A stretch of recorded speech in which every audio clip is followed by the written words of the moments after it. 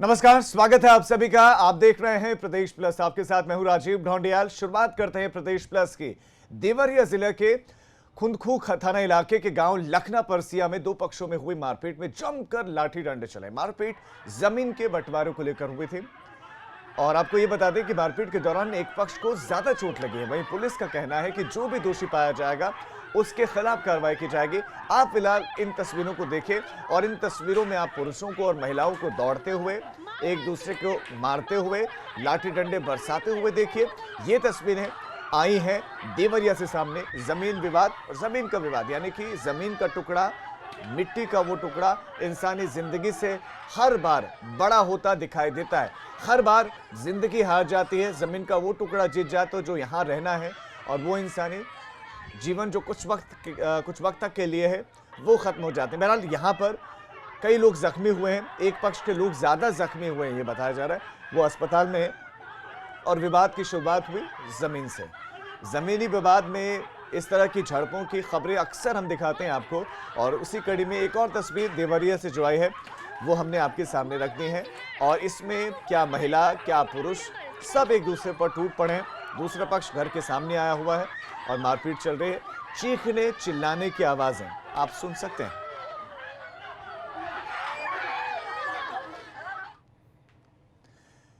खबर रामपुर से अब, जहां पर ट्रैक्टर ड्राइवर को पीटने का एक वीडियो वायरल हो रहा है और नायब तहसीलदार ने ड्राइवर की पिटाई की है। आप पहले इन तस्वीरों को देखिए।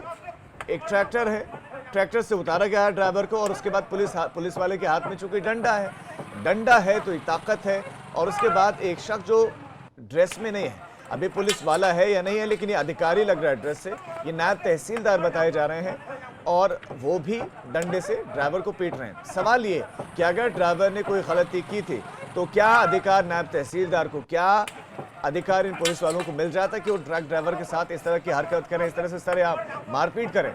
वीडियो में डंडे से पिटाई की जा रही है ट्रैक्टर ड्राइवर की पिटाई का वीडियो रामपुर से सामने है। सवाल ये कैसे नायब तहसीलदार, ऐसे पुलिसकर्मी जिनको अपनी सीमाएं नहीं मालूम, जो सीमा से परे जाकर एक व्यक्ति जिसके पास मानवाधिकार है उनका हनन कर रहा है, उनके साथ मारपीट कर रहा है, उसको अगर इतना ही गंभीर अपराध किया था थाने ले जाया जा सकता था, कार्रवाई की जा सकती थी। एक व्यवस्था बनाई गई है हमारे देश में, एक पूरी की पूरी व्यवस्था है, लेकिन उस व्यवस्था का पालन कोई करना नहीं चाहता है। और वर्दी मिल जाती है तो लगता है कि एक अलग सा रुतबा और एक अलग से ताकत मिल जाती है। कानपुर किडनी कांड में ईडी ने जांच शुरू कर दी है। यह भी एक बड़ी जानकारी आपको देते हैं। कानपुर किडनी कांड से जुड़ी हुई एक बड़ी जानकारी, ईडी ने शुरू कर दी है जांच। किडनी रैकेट कांड में मनी लॉन्ड्रिंग के तहत केस दर्ज किया गया है। ये एक महत्वपूर्ण जानकारी आपको देते हैं। मनी लॉन्ड्रिंग के तहत किडनी रैकेट कांड में मुकदमा दर्ज किया गया है। मामला साल 2019 बर्रा थाने इलाके का, बर्रा थाना जो इन दोनों भी सुर्खियों में है और वो संजीत हत्याकांड की वजह से है। बहरहाल इस पूरे मामले में और ज्यादा जानकारी के साथ संतोष हमारे संवाददाता जुड़ गए। संतोष, ये कानपुर किडनी कांड, इसके बारे में दर्शकों को बताएं, साथ ही साथ ईडी ने अब किस तरह से जांच को आगे बढ़ाया है ये भी बताएं। ईडी क्या कर रही है? देखिए, फरवरी 2019 में कानपुर के बर्रा इलाके से किडनी कांड का खुलासा हुआ था। जो लोग नेपाल से गरीब लोगों को लाते थे और फर्जी दस्तावेज तैयार करवा करके किडनी डोनेशन का रैकेट चला रहे थे, और इस रैकेट के तार न सिर्फ कानपुर बल्कि कहा जाए तो लखनऊ, लखीमपुर, दिल्ली, पंजाब, हरियाणा तक फैले हुए थे। दिल्ली के 2 बड़े अस्पतालों से डायरेक्टर इस पूरे मामले में जेल भेजे गए थे। कुल 18 लोग गिरफ्तार करके जेल भेजे गए थे। इसी मामले में ईडी ने एफआईआर दर्ज की है मनी लॉन्ड्रिंग एक्ट के तहत, और अब इसमें जांच शुरू कर दी गई है। इस पूरे मामले की जांच ईडी के दिल्ली मुख्यालय के द्वारा लखनऊ जोन ऑफिस को दे दी गई है। लखनऊ जोन ऑफिस अब ईडी का जो यूनिट है वो अब इस मामले की जांच शुरू करेगा। जी संतोष, आपका इस तमाम जानकारी के लिए धन्यवाद। तो ईडी मामले की जांच कर रहे हैं। रैकेट सिर्फ उत्तर प्रदेश नहीं, दिल्ली, पंजाब तरीके कई राज्यों तक में फैला हुआ था। कुछ कार्रवाइयां पहले हो रखी हैं। इस मामले में ईडी अब जांच कर रही है। खबर पीलीभीत से, जहां पर रोडवेज बस और इनोवा कार में जबरदस्त टक्कर हो गई। हादसे में क्षतिग्रस्त कार के पर खच्चे उड़ गए। क्षतिग्रस्त हुए कार जिसमें 8 लोग गंभीर रूप से घायल हुए हैं और इनोवा गाड़ी, और उसकी तस्वीर आप देखिए, आगे का ढांचा पूरी तरह से टूट चुका है, लोहे का कचुम्बर बन चुका है। रोडवेज बस चालक बस लेकर उसके बाद से फरार हो गया, हादसे के बाद से फरार हो गया। इतनी जबरदस्त टक्कर थी कि इनोवा कार डिवाइडर से जा टकराए। ये थाना गजराला के मुंडला पुलिस स्टेशन के पास की घटना है। उसके बाद पुलिस मौके पर पहुंची है। बस चालक हालांकि फरार हो गया।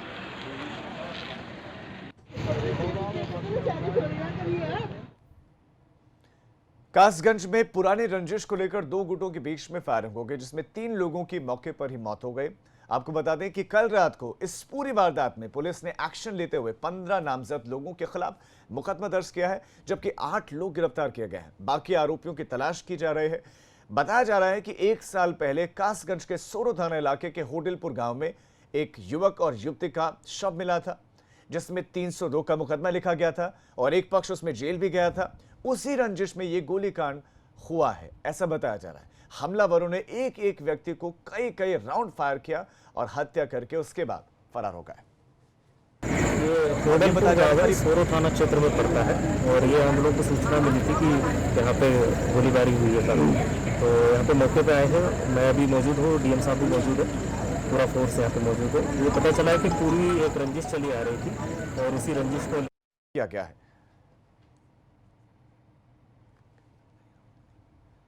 तो पुरानी रंजिश में 2 गुटों के बीच में ये फायरिंग हुई। मामला पहले का बताया जा रहा है, यानी कि गुस्सा रोष पहले का था। यह बताया जा रहा है कि एक युवक और युवती का शव मिला था और उसी मामले से ये जो घटना है वो जुड़ी हुई है। अमरोहा में छुट्टी पर आए एक फौजी ने युवक को दिन दहाड़े गोली मार दी, जिससे युवक बुरी तरह से घायल हो गया और उसे मेरठ अस्पताल में भर्ती करवाया गया है। फिलहाल हमले के बाद से आरोपी फौजी रिंकू फरार है, जिससे पुलिस ढूंढ रही है। अमरोहा के थाना बदशायू लंबिया गांव का ये मामला है, जहां पर पुरानी रंजिश बताई जा रहे हैं।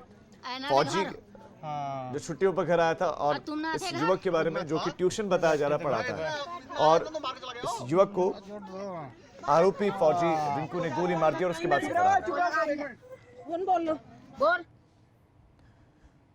बाराबंकी जिले में बाढ़ से हाल बेहाल हैं। सरयू नदी का जलस्तर भले ही यहां पर कम हो गया हो, लेकिन गांव, खेत, खलियान सब कटान में समाते जा रहे हैं। घाघरा नदी ने अपने रौद्र रूप को दिखाना शुरू कर दिया। एक एक करके पेड़ हो, खेत खलियान हो, वो अपने में समाते जा रहे हैं।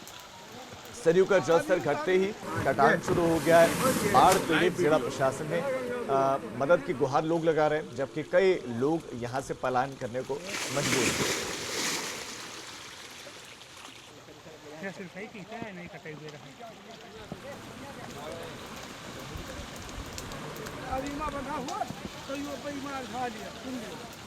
तो प्रकृति जब रौद्र रूप दिखाती है तो उसके आगे बड़े से बड़ा, विशाल से विशाल और ताकतवर शख्स, व्यक्ति और कुछ भी नहीं रुक सकता, और जमीन भी नहीं।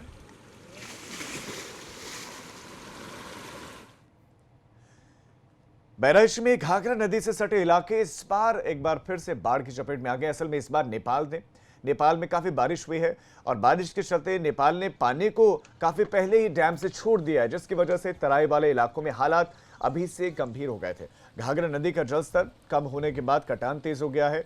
नदी के किनारे बसे लोगों के घरों में पानी घुस रहा है या तो घर अब पानी में समाने लगे हैं। दर्जनों घर घाघरा नदी में समा गए हैं।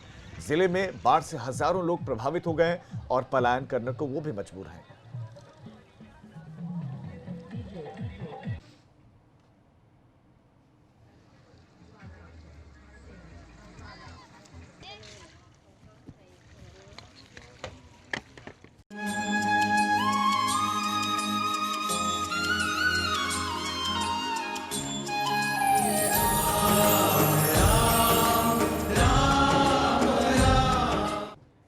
सकल काज रामराज, शुरुआत करते हैं इसकी। अयोध्या में 5 अगस्त के कार्यक्रम की तैयारियां तेज कर दी गई है। राम जन्मभूमि परिसर में 30,000 वर्ग फीट में पंडाल लगेगा, ये बड़ी जानकारी आपको दे रहे हैं। 30,000 वर्ग फीट में ये पंडाल लगेगा बताया जा रहा है और वीआईपी मेहमानों के लिए जर्मन हैंगर का पंडाल लगाया जाएगा। 1800 वर्ग फीट में पीएम मोदी के लिए एक विशेष मंच बनाया जाएगा। ये भी बड़ी खबर मिल रही है। देखिए, अब प्रधानमंत्री नरेंद्र मोदी को 5 तारीख को पहुंचना है और उससे पहले ये बहुत बड़ी जानकारी मिल रही है कि किस तरह का मंच होगा। ये एक जर्मन पंडाल बताया जा रहा है जो बनाया जाएगा। 1800 वर्ग फीट में पीएम के लिए अलग से खास मंच बनाया जाएगा। साकेत डिग्री कॉलेज से नया घाट तिराहे तक ये 18 तोरण द्वार बनाए जाएंगे। लेकिन सबसे इंपॉर्टेंट, सबसे खास इसमें बताया जा रहा है कि 30,000 वर्ग फीट में ये पंडाल लगेगा और जर्मन हैंगर वाला पंडाल। और सीधे रुक करते हैं हमारे संवाददाता शैलेश अरोड़ा का, जो और ज्यादा जानकारियों के साथ जुड़ गए। शैलेश, 5 तारीख के कार्यक्रम के लेकर जो जो अभी भी नया आपके पास अपडेट है वो दर्शकों को दें। ये जर्मन हैंगर क्या है, इसके अलावा और क्या क्या व्यवस्था देखने को मिलेगी 5 तारीख को? राजीव, देखिए यहाँ पर तैयारियां जोरों से चल रही हैं और जो अभी जानकारी हम लोग साझा कर रहे हैं कि किस तरह से 5 अगस्त का कार्यक्रम होगा। देखिए, साकेत डिग्री कॉलेज में प्रधानमंत्री नरेंद्र मोदी जो है वो आएंगे, हेलीकॉप्टर से यहाँ पर उतरेंगे और उसके बाद वो राम जन्मभूमि परिसर है वहाँ पर जाएंगे। इस बीच में 18 तोरण द्वार बनाए जा रहे हैं और हम बताएं, हमने दर्शकों को अपने चैनल के माध्यम से आज सुबह ही दिखाया था कि किस तरह से जो द्वार बनने हैं उनका निर्माण कार्य भी शुरू हो चुका है। इसके अलावा जो वहां पर राम जन्मभूमि परिसर में पंडाल लगाया जा रहा है, देखिए गेस्ट जो है उनकी संख्या बहुत ज़्यादा नहीं होगी, लेकिन सोशल डिस्टेंसिंग का पालन होता रहे क्योंकि कोरोना काल है, बाकी चीज़ें रहे, इसलिए बड़ी जगह वहां पर बनाई गई है। बड़ा पंडाल मतलब बनाया जाएगा 30,000 वर्ग फीट में कि दूरी सबके बीच में उचित बनी रहे। इसके अलावा प्रधानमंत्री जो हैं वो 1800 वर्ग फीट का एक विशेष मंच होगा जहाँ पर रहेंगे। प्रधानमंत्री ही खाली गर्भगृह में जाकर पूजा करेंगे, बाकी जितने मंत्रीगण हैं या और जो अतिथि आएंगे, मुख्यमंत्री कई आएंगे, वो लोग जो है वो प्रार्थना स्थल से हाथ जोड़कर पूजा करेंगे वहाँ पर। जो जर्मन पंडाल की हम बात करें तो ये पूरी तरह से वाटरप्रूफ होगा क्योंकि देखिए मानसून का समय चल रहा है, बरसात है, इन चीज़ों को ध्यान में रखकर वो पंडाल पूरा बनाया जा रहा है। एक भव्य पंडाल जो पूरी तरह से वाटरप्रूफ होगा वहाँ पर। इसके अलावा रास्ते भर जो ये तोरण द्वार बनाए जाएंगे 18, जगह जगह पूरी लाइटिंग होगी।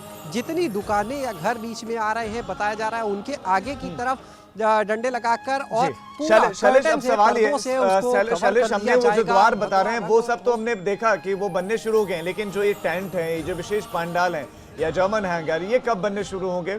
और इसके साथ साथ मैं आपसे ये भी जानना चाहता हूँ कि प्रधानमंत्री का जो काफिला है वो हेलीकॉप्टर से उतरेगा, उसके बाद कैसे आगे बढ़ेगा? क्या रोड शो की शक्ल में आगे बढ़ेगा या साधारण कार्यक्रम रखा कि पंडाल तक बिल्कुल साधारण तरीके से प्रधानमंत्री पहुंचेंगे और वहां पर उनका संबोधन होगा या जो भी कुछ होगा? बिल्कुल निश्चित रूप से राजीव, देखिए जब यहाँ पर प्रधानमंत्री लैंड करेंगे उसके बाद वो साधारण तरीके से जाएंगे, कोई जुलूस या इस तरह का नहीं होगा कार्यक्रम रास्ते में क्योंकि देखिए निश्चित रूप से कोरोना का समय, इन बातों का ध्यान रखा जा रहा है। लेकिन संस्कृति विभाग की तरफ से, जिला प्रशासन की तरफ से व्यवस्थाएं ज़रूर की जा रही हैं कि सोशल डिस्टेंसिंग का पालन करते हुए जो कलाकार हैं वो अपनी सांस्कृतिक जो प्रस्तुतियाँ हैं उनको वहाँ पर देंगे रास्ते में जगह जगह पर, लेकिन सोशल डिस्टेंसिंग का ध्यान रखते हुए। इसके अलावा लोग अपने घरों से पुष्प वर्षा करेंगे यहाँ पर क्योंकि ये घड़ी जो है एक लंबे इंतजार के बाद आई है। कई पीढ़ियाँ निकल गई कई घरों में और उसके बाद ये वक्त आया है और अब यहाँ पर पुष्प वर्षा उस दौरान करेंगे लोग अपनी छतों से। और यहाँ से जब पीएम का काफिला निकलेगा तो बहुत उसमें भीड़ नहीं होगी, साधारण तरीके से निकाला जाएगा, लेकिन जो भव्यता होगी उसमें कोई यानी कि भव्यता में कोई कमी नहीं होगी। शैलेश, एक बड़ी जानकारी आप दे रहे हैं। शैलेश, आप ये भी बताएं दर्शकों को जो तैयारियां वहां पर, क्या एलईडी स्क्रीन लगाए जा रहे हैं ताकि लोग देख सकें कि प्रधानमंत्री क्या कर रहे हैं? क्या प्रधानमंत्री का संबोधन भी होगा वहां पर, क्योंकि एक ऐतिहासिक क्षण है?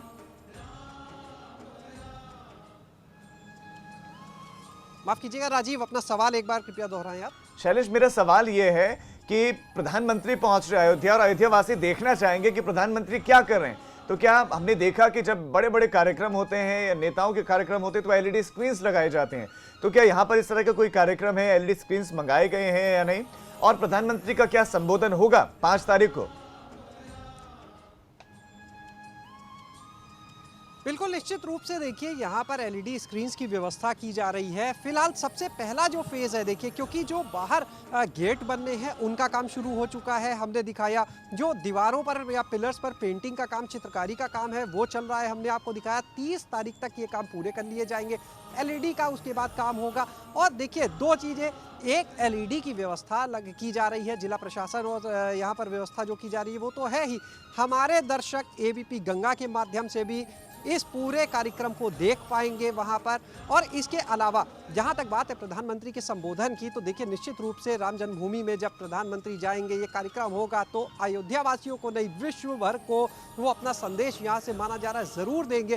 क्योंकि ये जो घड़ी है, ये जो पल होगा उस दिन, वो एक लंबे इंतजार के बाद आ रहा है और ऐसे मौके बार बार नहीं आते किसी के जीवन में। तो उसको एक यादगार के रूप में जिस तरह से बनाया जाएगा, वो निश्चित रूप से प्रधानमंत्री अपना संबोधन भी देंगे राम भक्तों को विश्व भर के।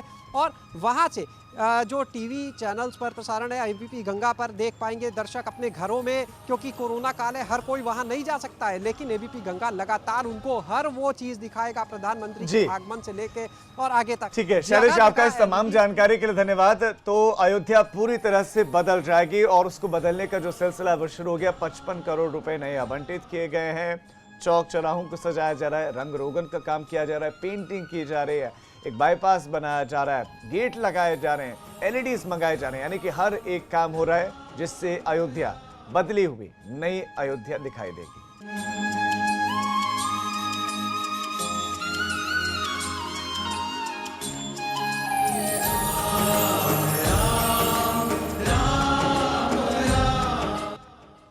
ब्रेक के बाद आप सभी का स्वागत है। तो हर ओर अयोध्या के सौंदर्यीकरण का काम चल रहा है, सड़क बनाने का काम हो या ब्रिज को संवारने का काम हो, हर ओर रामनगरी को सुंदर बनाया जा रहा है।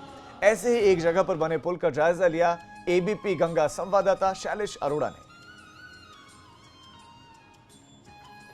एक तरफ अयोध्या में श्री राम मंदिर निर्माण के भूमि पूजन की तिथि नजदीक आ रही है, तो दूसरी तरफ अयोध्या के सौंदर्यीकरण, उसको चमकाने का काम भी जोर शोर से किया जा रहा है। 5 अगस्त को खुद प्रधानमंत्री नरेंद्र मोदी अयोध्या नगरी में होंगे, यहाँ पर मंदिर निर्माण से पहले भूमि पूजन करेंगे और इसे लेकर पूरी अयोध्या नगरी को चमकाया जा रहा है। आप देख सकते हैं कि किस तरह से अयोध्या नगरी में जगह जगह जो दीवारें हैं वो रंगी जा रही हैं। कुछ पिलर्स हम आपको दिखा रहे हैं जहाँ पर न सिर्फ इनको रंगा जा रहा है, रंग बिरंगा किया जा रहा है, बल्कि इन पर चित्र भी बनाए जा रहे हैं। चित्र भी ऐसे जिनको देखकर ही अयोध्या नगरी की एक झलक आपको दिखने लगेगी।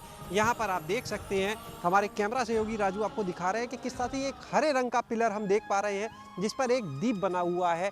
इसके बाद हम एक पिलर देखते हैं पीले रंग का, जहाँ पर प्रभु श्री राम के चित्र को उकेरा गया है।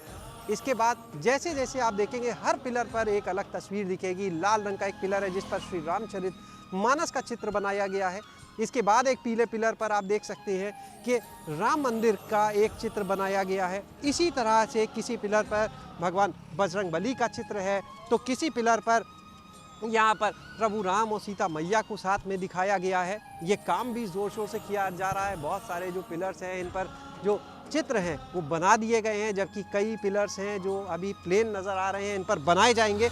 दूसरी तरफ आप देखें तो यहाँ पर जो मज़दूर हैं वो लगातार लगे हुए हैं, इस समय भी आ गए हैं। यहाँ पर एक तरफ वो पेंटिंग का काम कर रहे हैं, तो कुछ इसी पर चित्र बनाने का, वहाँ पर भी हम चलेंगे, इनसे बात करेंगे। अयोध्या नगरी को एक सिर्फ आस्था के केंद्र के रूप में नहीं बल्कि एक पर्यटन नगरी के रूप में भी विकसित किया जा रहा है। इसको लेकर चाहे प्रदेश सरकार हो चाहे केंद्र सरकार हो, लगातार अपनी तरफ से बजट में कोई कसर नहीं छोड़ रही हैं। और ये बात पहले ही कही गई थी कि मंदिर भी भव्य होगा और अयोध्या नगरी जो है वो भी एक अलग स्वरूप में अब नज़र आएगी। यहाँ पर आप देख सकते हैं कि किस तरह से जो लेबर हैं जो यहाँ पर काम कर रहे हैं, लोग इन दीवारों को रंगने का वो भी आ चुके हैं। पेंट के डिब्बे फिर से तैयार हो चुके हैं। आज के काम को फिर से कुछ ही देर में शुरू कर दिया जाएगा। और लगातार अयोध्या नगरी में सिर्फ इन पिलर्स तक ही ये काम सीमित नहीं है, बल्कि पूरी अयोध्या नगरी का रंग रोगन किया जा रहा है। कैमरा सहयोगी राजू के साथ शैलेश अरोड़ा, एबीपी गंगा, अयोध्या। तो ये कुछ ही तस्वीरें थी अयोध्या के बस एक हिस्से की आपने तस्वीरें देखी जो इतनी खूबसूरती से रंगी गई हैं। और हर एक तस्वीर के पीछे के मायने, हर एक तस्वीर उसका कोई ना कोई नाता है भगवान राम के जीवन से, उनके पूरे रामायण से, रामायण के हिस्सों को अंकित किया गया है। और कोशिश यही है कि इसी तरह की तस्वीरें अयोध्या के रग रग में, अयोध्या के अलग अलग हिस्सों में देखने को मिले। और इसीलिए विशेष फंड भी इसके लिए लगातार जारी किए जा रहे हैं वक्त वक्त पर। इस बुलेटिन में फिलहाल इतना है, लेकिन उत्तर प्रदेश और उत्तराखंड की तमाम खबरों के लिए आप देखते रहिए एबीपी गंगा, खबर आपकी, जुबान आपकी।